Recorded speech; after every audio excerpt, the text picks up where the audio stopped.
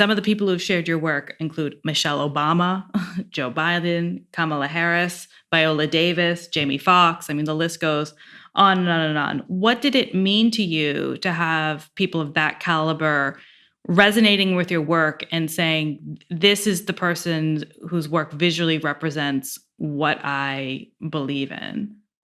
Yeah, I mean, it's one of the highest honors as an artist. I mean, 'cause these people have such like monumental platforms, and I'm just like, you're using your platform to showcase my art, and also saying that you agree with, where I stand on these issues, and it's just unbelievable. Janet Jackson and just like all these people.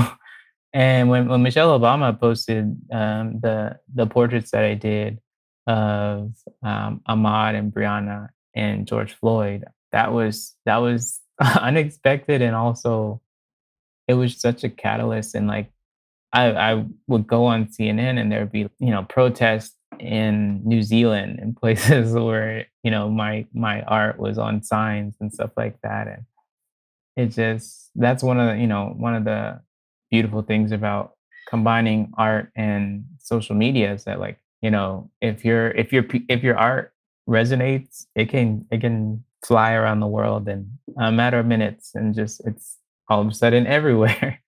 And that's one of the interesting things about being an artist during this time is like it's this vehicle of the internet combined with all this crazy stuff that's happening. On one hand, we're able to see all of these moments of police brutality, and so many people we can raise awareness so fast, and then we can also spread inspirational art, we can spread solutions, we can sign petitions and get so many people on board at the same time.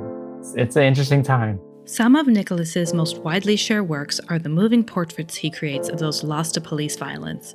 George Floyd, Breonna Taylor, and Ahmaud Arbery are just some of the people who he's commemorated with his art. The sharing of this artwork, of course, helps keep their memory alive, but I was curious to see if Nikkolas had any personal contact with members of those families and what their thoughts were about his portraits. I feel like with almost everyone, there's somebody in the family or connected to the family, cousin, brother, sister, something that has liked it or shared it or told me what it means. There was after a Tatiana Jefferson who was killed by the police after she was, playing video games with her nephew. Their family was so touched by the piece that I created, and they asked if they could have a piece, and I, sent them a piece, and they have it in their home. And it's it's just like those moments. That's one of the most rewarding moments for me to see.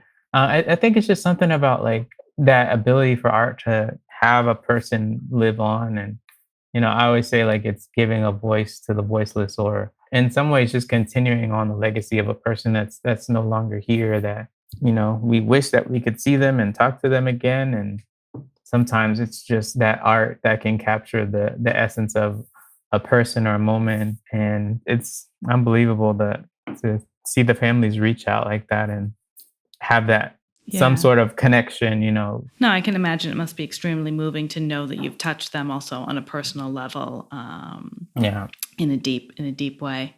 And I think that goes back to the whole artist therapy thing. I mean, it's to have it start out as artist therapy for me, just going through a tough time. And now so many people will write me and say that, this art really helped me get through the grieving process, and, help me to smile or laugh or cry. It's one of those full circle moments.